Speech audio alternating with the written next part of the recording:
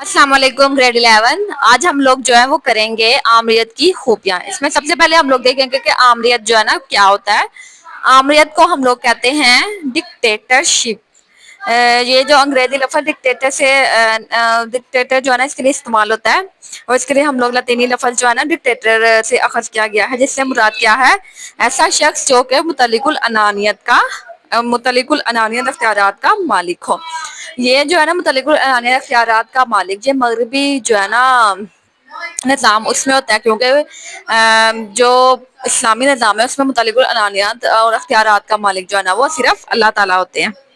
اس میں آمریت میں کیا ہوتا ہے کہ ایسی حکومت ہوتی ہے جس میں جو تمام اختیارات ہوتے ہیں فرد واحد کے پاس ہوتے ہیں. کوئی جو ہے نا اس کو کچھ کہہ نہیں سکتا, وہ جو بھی چاہے وہ کر سکتا ہے. وہی جو ہے نا سیاہ و سفید کا مالک ہوتا ہے, اس کے منہ سے ہی نکلا ہوا جو ہر لفظ ہے وہ قانون کی حیثیت رکھتا ہے, اور کوئی جو ہے نا اس سے جو ہے نا وہ نہ ہی وہ کسی کو جواب دہ ہوتا ہے, اور کوئی جو ہے نا اس سے کچھ پوچھ بھی نہیں سکتا, سوال جواب نہیں کر سکتا. اس میں جو ہے نا ہمارے پاس آمریت کی کچھ اقسام ہوتی ہیں, جس میں ہمارے پاس جو ہوتی ہے نا قومی آمریت ہوتی ہے, فوجی آمریت ہوتی ہے, فضائی آمریت اور اقتصادی آمریت ہوتی ہے. اس میں آج ہم لوگ کریں گے آمریت کی خوبیاں یعنی کہ میرٹس آف ڈکٹیٹرشپ. اس میں آمریت کی, جیسے میں نے آپ لوگوں کو پہلے بتا دیا کہ آمریت کیا ہوتا ہے, اس میں ہم لوگ دیکھیں گے کہ آمریت کی جو ہے نا وہ خوبیاں کیا کیا ہوتی ہیں. اس میں سب سے پہلے کیا ہے, مضبوط حکومت. جو آمر ہوتا ہے اس کے پاس جو ہے نا وہ وسیع اختیارات ہوتے ہیں, وہ کسی کو جواب دے جو ہے نا وہ نہیں ہوتا, اور نہ ہی اس کی جو پالیسیاں اس کی کوئی مخالفت جو ہے نا وہ کر سکتا ہے. وہ تمام ملکی وسائل کو اپنے مقاصد کے حصول کے لیے استعمال کرتا ہے. اسی لیے یہ جو ہے نا ایک مضبوط حکومت مانی جاتی ہے, کیونکہ کوئی بھی اس کو جو ہے نا وہ کسی کے سامنے جواب دہ نہیں ہوتا, تو کوئی جو ہے نا اس کو کچھ کہہ نہیں سکتا کہ یہ ٹھیک ہے یا یہ نہیں ٹھیک. وہی جو ہے نا وہ سارا کچھ کرتا ہے, اور طویل جو ہے نا عرصے تک اقتدار میں رہتا ہے, اور اسی لیے جو ہے نا آمریت ایک مضبوط حکومت جو ہے نا وہ تصور کی جاتی ہے. اس کے بعد ہمارے پاس کیا ہے, ہنگامی حالات کے لیے موضوع. آمریت کی جو ہمارے پاس یہ خوبی ہے کہ یہ ہنگامی حالات کے لیے موضوع تصور کی جاتی ہے, کیونکہ جو جنگ وغیرہ جیسے ہنگامی حالات ہوتے ہیں اس میں جو ہے نا فوری فیصلے کرنے کی ضرورت ہوتی ہے. آمریت میں چونکہ فرد واحد کے پاس جو ہے نا وہ تمام اختیارات ہوتے ہیں, اسی لیے جو ہے نا وہ فٹافٹ ہی جو فیصلے وغیرہ کرنے ہوتے ہیں جو ہنگامی حالات کے لیے موضوع ہوتے ہیں وہ کر لیتے ہیں. اسے کسی کے مشورے کی ضرورت بھی نہیں ہوتی, تو وہ جو ہے نا فوری فیصلے کر لیتا ہے.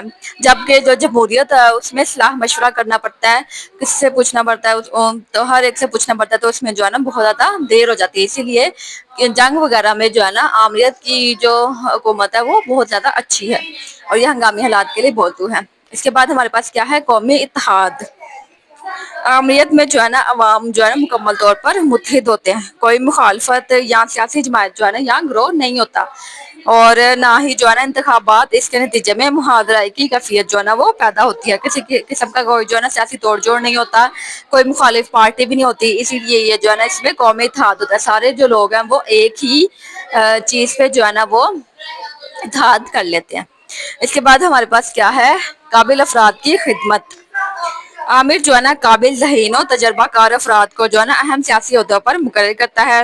اس پر جمہوری نظام کی طرح جو ہے نا کوئی پابندی جو ہے نا عائد نہیں ہوتی کہ وہ عوام کے منتخب نمائندوں کو ان کے عہدوں پر مقرر کرے. اسی لیے وہ ان لوگوں کو عہدوں پر مقرر کرتا ہے جو کہ قابل ہوتے ہیں, جو کہ اس کے ان عہدوں پر جو ہے نا مقرر کرنے کے, ان عہدوں پر فائز ہونے کے اہل ہوتے ہیں.